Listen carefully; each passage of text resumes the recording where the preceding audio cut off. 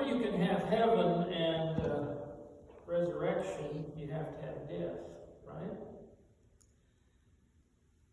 As a pastor, I could not tell you the number of times I've been at a bedside in a home or in a hospital or in a nursing home, precisely at the moment when someone breathed their last breath. And it is a holy moment as these persons depart this earth, and you know it's the last time you're going to see them alive. You know it's the last time they're going to breathe. You know it's the last time they're going to say or do anything. And every time I have that experience, I think of a poem that I've shared with you that was written by one of my good friends and mentors. He died as the oldest Methodist guy in Indiana, 102 and a half. He was a remarkable guy. His name was Harold Underwood, but I called him Wild Harry because he was anything but wild and anything but a Harry. He was Harold. But Harold wrote wonderful poetry, and this poem I have committed as a part of my core belief. Here's what my friend Harold wrote. Death is not death to one who trusts. Death is an open door. A door that opens to vast domains and heaven's golden shore. Beyond this death, 'tis a beckoning hand that hastens the believer on, and soon clouds will fade away at the approach of eternity's golden dawn. And then he said to those left behind, "O eyes that weep and hearts that break, sorrow not as others do. Remember the promise made to many is also made to you. Death is not death to one who trusts. Death is an open door." There's nothing, I think, more mysterious than death, because, quite frankly, no one else has been there and come back and told us what it's like, except maybe our Lord himself. We know very little about death. We know there's a finality to it. We know there are so many unanswered questions. What happens? Do we immediately transform from this world to God's eternal world? We don't know. We know and believe as persons of Christian faith that there is an afterlife, but we just don't know. However, as Christians, we have promise from our Lord and his experience that there will be life after this life. Jesus spoke often about his death, and he spoke often about his resurrection. I'm going to read just three quick places in Mark's gospel where he tells his disciples this. First, in Mark chapter 8, in the 31st verse, he says, "Then Jesus began to teach the disciples that the Son of Man must undergo great suffering and be rejected by the elders, by the chief priests and the scribes, and be killed." Then he adds, "And after 3 days will rise again." And then a second time he says the same thing in Mark chapter 9. He says, "The Son of Man is to be betrayed into the human hands, and they will kill him. And 3 days after being killed, he will rise again." And then in the third chapter, the third time in 3 consecutive chapters, Mark, the earliest gospel written, records Jesus saying this to the disciples. In Mark 10, he says, "He took the 12 aside again." Again, he's told them that at least twice. Took the 12 aside again and said that what was going to happen to him, saying, "See, we are going to Jerusalem, and the Son of Man will be handed over to the chief priests and the scribes, and they will condemn him to death. Then they will hand him over to the Gentiles. They will mock him and spit upon him and flog him and kill him. And after 3 days, he will rise again." So this whole concept of death and resurrection, Jesus understood they were intimately linked together. If you die, you will be raised. And those who believe that know that we will dwell with the Lord after we leave this place, after we breathe our final breath, after the doctor says there's nothing else I can do for your loved one, after we leave this earthly mortality, then we will enter heaven. Heaven.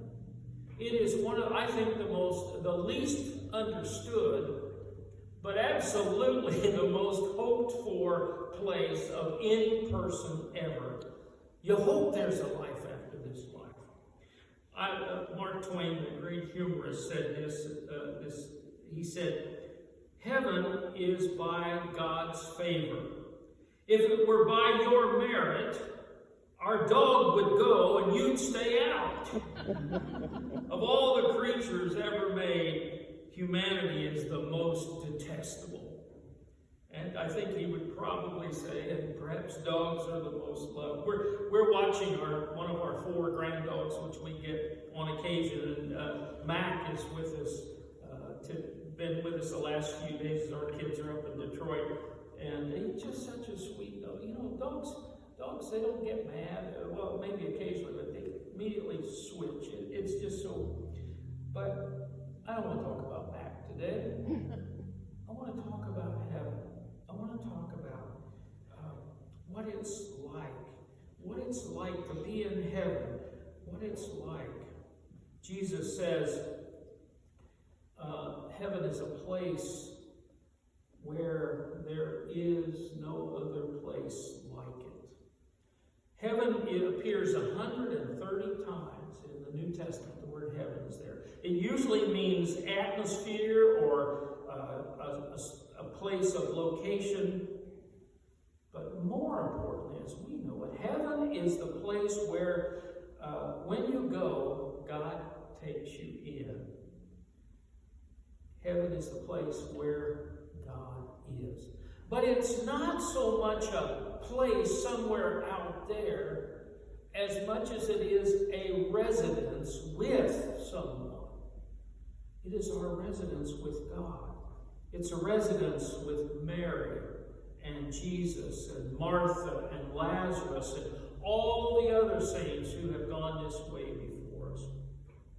In today's gospel lesson, Jesus talks about, and he arrives at Bethany. Now, it even tells in the story, Bethany is only a couple of miles from Jerusalem. Jerusalem, the place where Jesus would be put to death. It's close to there. Mary and Martha are beloved and devoted disciples, as was Lazarus. And Jesus loved Lazarus, and Jesus loved Mary and Martha, and he died. We don't know the circumstances, we don't know the event, we don't know what happened. All we know is he died and they buried him 4 days ago. And then his sister, they were such a close, loving family, Mary and Martha and Jesus. And Martha goes to Jesus and said, "Lord, if you'd have been here, this wouldn't have happened." Or maybe translation, "Lord, if you ask, I know he will come back to life." And then Jesus said to Martha about Lazarus, "Your brother will rise again." And then she says, "Oh, I know he'll rise finally." No, Jesus says. Then he gives her that great verse that I shared with you. "I am the resurrection and the life. Those who believe in me, even though they die, yet shall they live. And whoever lives and believes in me," says Jesus, "will never die." Then he said to her, "Do you believe this?" And she said, "Yes, I surely do. Those who believe in me will never die." And heaven is by God's grace, God's place. Isn't that a good phrase? I just came up with that. I like that. I was thinking, heaven is by God's grace, God's place where we will dwell. Now I want to give you a little bit of bonus thought. This is my I don't know that there's theological justification for this. Maybe just my yearning heart wanting it to be. Heaven is my hope for place. It's obviously bliss. It's joy. It's wonderful. I believe it's the place where, like, Deb and I will be reunited in heaven. I really believe that. And it's a place where I'll see my wonderful granny that I loved and loved me so much. It's the place where you'll see your friends. I had 2 friends that died much too young. One's Gordon Crail that you knew. And another was my friend Dan, who was my college roommate. And he was a creative genius. He dropped out of IU after 1 year, but he made gazillions. He developed a process where, billboards used to be made of paper. Well, then he developed a process working with HP printers to print a billboard on plastic. And that's why they last so long now, because Dan, my dear brother, my brother from another mother, because we lived next door when we were growing up, Dan developed that, and he was over in Thailand and India trying to expand that base for that when he was riding in what they call a tuk-tuk. Have you ever heard of a tuk-tuk? It's a little 3-wheel scooter-like. And he and 2 of his other employees he was sitting in the front with a little tuk-tuk driver, and then 2 were riding behind him, and the guy turned in front of a truck, and the truck hit and killed my friend Dan much too soon. I want to have a conversation with him. I want to talk with him about several things, because he had a great mind. Heaven is the place where I'll get to have that conversation. Heaven is the place where, guess what? No more cancer. Guess what? No more strokes. No more forgetfulness. Well, that'd be great when you can remember clearly.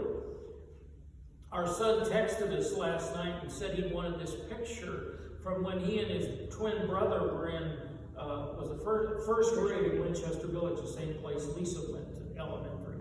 And there was a picture of he and his twin in the paper, and I didn't remember it. Deb remembered it, of course. I wish I would have remembered it. But he's apparently giving the peace sign, and that's what the newspaper photographer caught. And I don't know why he wanted that picture, but he asked his mom if she could send him that picture. So she did. But heaven's a place where you're going to remember all of those things, all those blessings. Oh, and guess what?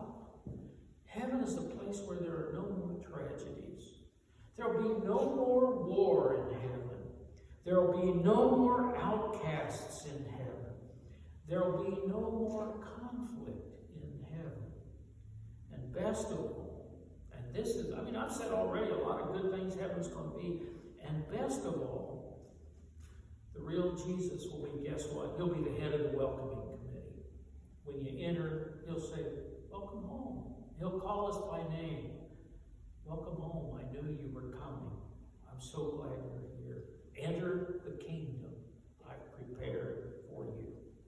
And so as we die and leave this earthly existence, I think Jesus will say to each one of us, not because we earned it or are worthy, because it's just the opposite of that, kind of like Mark Twain said, but because God is gracious. I believe with all my heart, he will say, welcome, good and faithful servant. Enter the kingdom that I have prepared for you. And so as we die and leave this earthly existence, Jesus will say, today, not tomorrow, not maybe. You don't have to go through a tribunal to see if you've lived a life worthy enough. I'm the one. I'm the judge and jury on that. And I say, I love you. You are my child. Enter the kingdom I have prepared for you. And about our doubts, don't we always have doubts? We always have the, yes, but, what about that? Well, I think we're in good company there. The disciples doubted.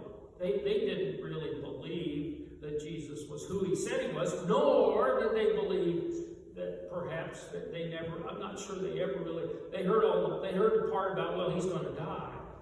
But I don't think they ever really heard, because they kept doubting, ever really heard, you will be with me in paradise. But that does not change the reality.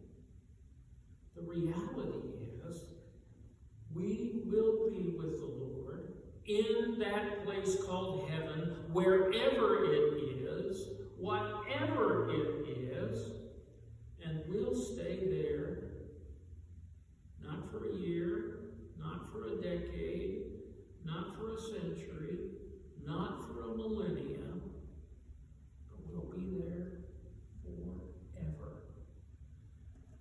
You know, I remember thinking before sometimes about how long forever is. You know, you know what an endless loop is?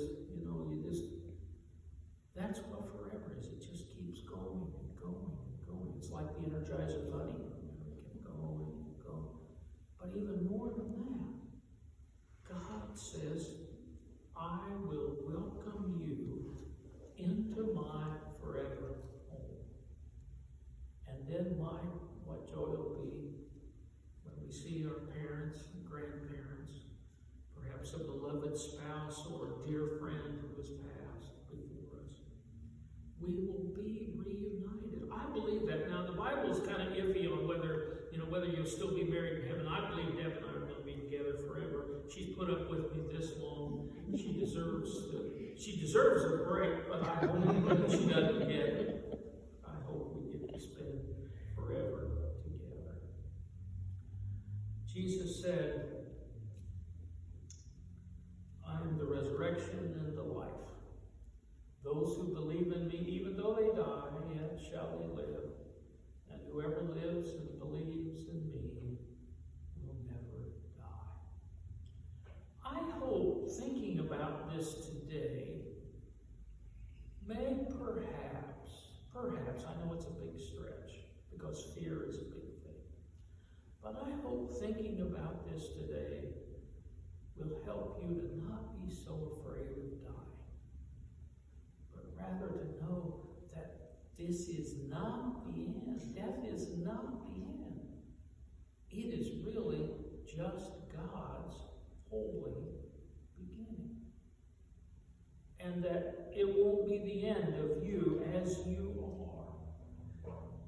Because God who gave you life, the God who sustained you all these years, will sustain you forever. That's not about us. That's about good. And as the poem I love to say so often, ain't God good to Indiana? Ain't he, fellers and girls? Ain't he? All God's people together say, Amen.